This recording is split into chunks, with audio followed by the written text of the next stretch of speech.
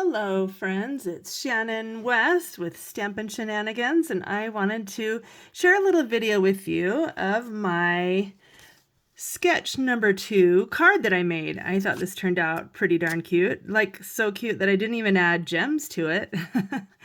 I mean, I could have, I guess maybe I still will, but anyway, I just thought it was a really fun technique mixed with this template, so I'm going to show you how to do that. So this is the Creative Collab Crew sketch number 2, and we're doing a sketch about every other week right now. So you can see there's this white piece right here. Well, mine's white anyway.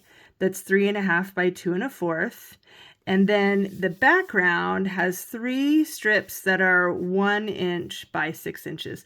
Drawing is not exactly to scale, but pretty close, gives you the idea. And so, I mean, my first thought on this was do designer series paper, and I'm probably still going to make some cards with that, but I also love to include a good ink technique. So what I'm doing on this one is I've got these 3 incredible colors, put them in this order: Strawberry Slush, Berry Burst, Hydrangea Hue. So I'm going to isolate just different sections of the card, and I've used my what is this stuff called? My masking paper, and I've cut it into strips so that they can kind of go in the same, that doesn't make sense. So they can cover the same, they can cover about 1 inch. Now let's see, I don't have anything to measure that it's 1 inch. So I'm going to just do about 1 inch. It's not going to be exact, but close enough. And that's the thing with sketches. You don't have to really obsess over making it exactly right. It can be, it can be an inspiration piece for you. What I was going to say was I've stuck them down to my clothes so that they're not too sticky, because the masking paper is pretty darn sticky, especially with basic white. So I'm going to start over in this corner and just drag it onto the card, and then just continue all the way down the card, and then do that same thing over and over. And that way it's going to get a lot more bright and vibrant up on this end. All 3 colors I'll keep doing like this. But then it gets lighter and lighter and lighter down here to the bottom corner. And that way you get, you get kind of an ombre effect going on. Okay, sometimes I look at this and I go, oh, that doesn't have very much color on it. But then when I remove the masking paper, oh, there's a good contrast there. So trust the process. Okay, got to peel my masking paper off. Hopefully it doesn't stick too much. And then they both need to be peeled off and moved over to the next section. Okay, one thing I liked about this card that I've done, maybe, I can't remember if it was on accident or on purpose, but I left a little white between each of them to separate them out. I think it would be great to do it either way, actually. You could exactly bump up against the color, or you could just do it a little bit beyond. And I can see through the masking paper to know that I'm leaving just a little bit of space there. Oh, okay, so now it's not as sticky, which is good, but also have to kind of watch it, make sure it sticks down. Okay, there's another about 1 inch right there. Let's put the Strawberry Slush away. And now I've got a different blending brush. I could probably use the same blending brush because these 2 colors are kind of in the same, they're both pink, so it probably wouldn't be a big deal, but I grabbed 3, so let's just do that. And you could use the smaller blending brushes too. I kind of use them both interchangeably.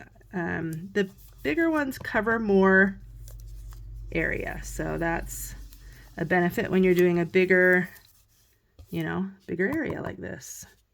Okay, I want to get it nice and vibrant and dark right up here, so I'm going to push a little bit harder and then lighter as we go down the card. That's looking good. Might just stop there and move to the next one, which is Hydrangea Hue. So I'm going to flip this over and just slide it just a teeny bit up.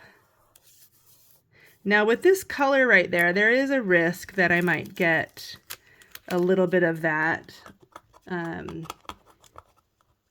as I'm brushing my Hydrangea Hue brush across.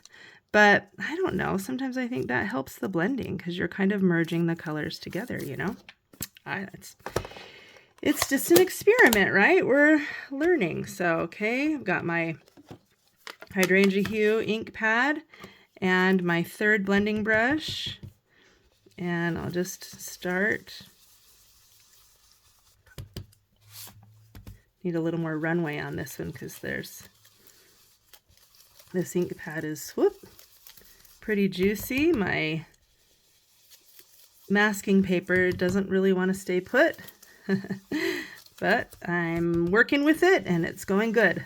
Okay, I'm gonna get a little bit more dark, vibrant color up here and drag some down here. Okay, and a lot of this is going to be covered, like the middle portion, so you got to keep that in mind. All right. Whoops, there I tore my card just a little bit, but we can maybe fill some of that in if needed.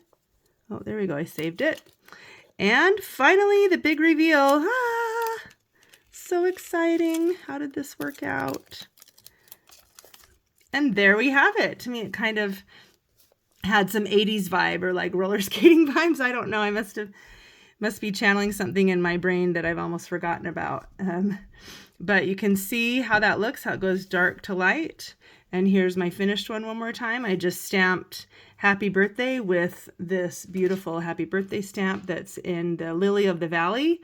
I've had this one on my desk ever since I got it. I haven't taken it off the block. And I've used it so many times because I love the font. So that's it. That's how I did my card sketch number 2. Would love to see your version of this if you want to share it in the comments. And I don't know, leave a comment. What do you think?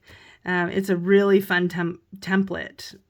It surprised me because the diagonal at first I was like, oh, that seems hard. How do I get those measurements? But it's just cut your paper or section your piece or whatever you're going to do 1 inch by 6 inches and it will be enough to cover. Okay, thanks for joining me. See you next time. Bye.